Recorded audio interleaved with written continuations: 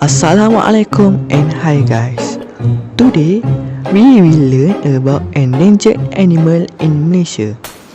Endangered animal is lack of population animal in some place that will extinct. Some animal that endangered is Malayan tiger and turtle.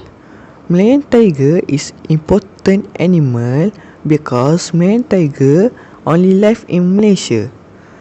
The reason why Malayan tiger is endangered because illegal hunting. Illegal hunting happen because demand from rich people for accessories and treatment.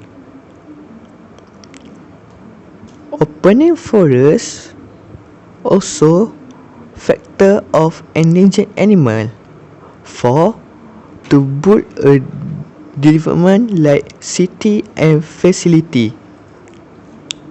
The tiger will run away from forest and come into the village. It will be harmful for human. A ways for prevent it is the government build a website like WWF Mission for rehabilitation under Malaysian Tiger Project for increased population tiger. Then, do not support illegal hunting by not buying leather of animal. We will make Javan tiger, Caspian tiger and Bali tiger like lesson for us to prevent Malayan tiger to extinct. Did you know Malaysia have 4 out of 9 species turtle in world like leatherback turtle, green turtle, hawksbill turtle and olive red turtle. For your information, 1 of 10,000 turtle will survive. It is because sea reclamation. The beach will be more muddy and sea erosion will be faster than usual.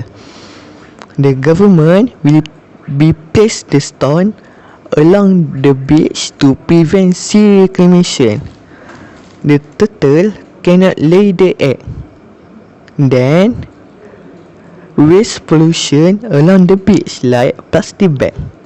The turtle will eat it because the turtle might think it will be jellyfish. It will cause this. To prevent it, we do not buy turtle egg. And the government must do a campaign for awaken a sense of responsibility of human for endangered turtle. Thank you.